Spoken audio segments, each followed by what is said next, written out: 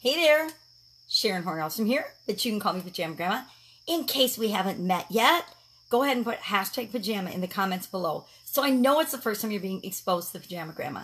Today is day 2 of our new 30-day plus, I'm calling it, Supersize Business Challenge. Now yesterday, I'm hoping, I'm thinking, and if you haven't done it yet, go ahead and do it. Grab a little notebook.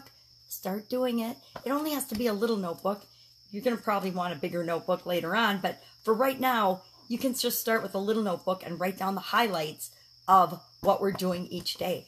I guarantee if you do a little bit every day, if you pick a little bit and if you do the little action step that I ask you to every day, at the end of the 30 days, you are going to have a map, a strategic map, and this is going to be, last 30 days we did a strategic map of how to, the exact process, the scientific, subjective.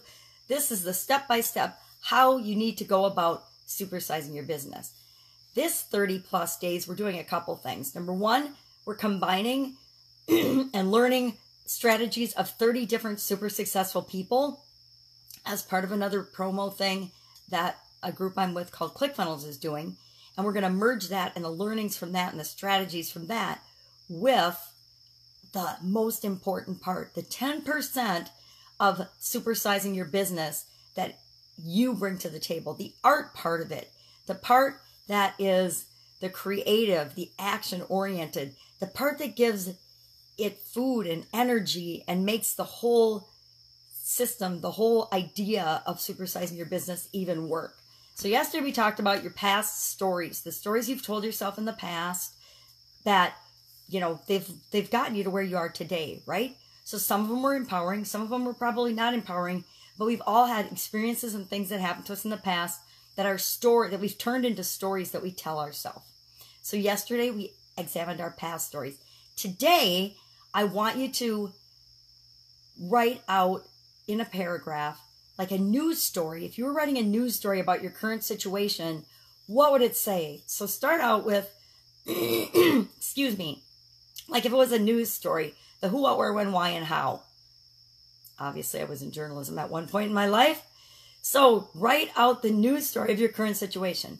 Then, in addition to that, write the backstory, write the behind-the-scenes story, write the honest part of what's really going on that no one ever sees in your business, because nobody's going to see this but you.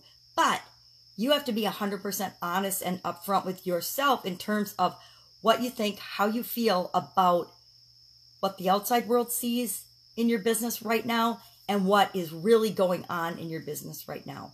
Because a lot of times in our businesses, and I'll use some of my examples, there were a lot of times in my businesses, let's pick just one business, the Italian food business. There were a lot of times throughout my tenure with that particular business that we were doing really, really well, but people on the outside had no idea. And there were other times when we were just looking to the outside world like we were awesome and we were just struggling with something internally. Maybe it was employee turnover, or maybe we had a human resource challenge. Maybe it was we had trouble getting ingredients. Maybe it was, I don't know, there's all kinds of things that have gone on over the years. Maybe it was me having a sudden cardiac arrest and dying and not being able to be there at all. But all these different things from the outside world, they may or may not have seen or known anything was ever going on inside of our business. But we sure knew, and it was sure impacting us. And so that's why I want you to look at your current situation and do it from the outside perspective. And that's because there's certain things we want the world to see and know about our business. Other people need confidence in our businesses to always do business, to do business with us in the first place, and to continue to do business with us. So from the outside world, we need to manage what that looks like. And it's not a lie. It's, we need them to know that we've got our shit together and that we can do and deliver on whatever it is that we're promising them. Otherwise, we wouldn't have any business. But we also have to own up to what's going on really right this minute, because that's the only way we can make sure that we're continually improving it. So brainstorm a list of what's going on right now. What experiences are you having? What areas of the business are awesome and that you're really excited about? What are your feelings, your beliefs? What are the excuses you're making about the past or the future right now? What are you saying and thinking right now? And you might want to consider different aspects and areas of the business, not just, of course, not just your financial results, but systems and internal things that are impacting your business as well. So that's it. It's sort of an easy assignment today, or it sounds easy until you actually start doing it.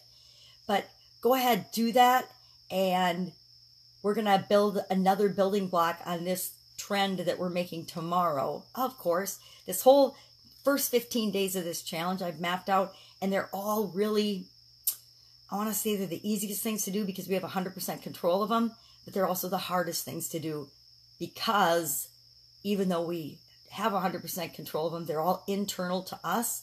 They're all what we think, what we feel, how we react, how we respond, what we're going to do and take action about the past, the present, and the future. And then a whole bunch of other things that are kind of hard. But once we get a handle on them, they make it so easy to skyrocket to whatever level we want to with our businesses. It's almost mind-boggling. Sit, have a fantastic day. I'm going to drink some more of my emergency so we don't have to listen to my cloggy throat too many more days. I hope you have a fantastic day. You got this. See you tomorrow. Bye.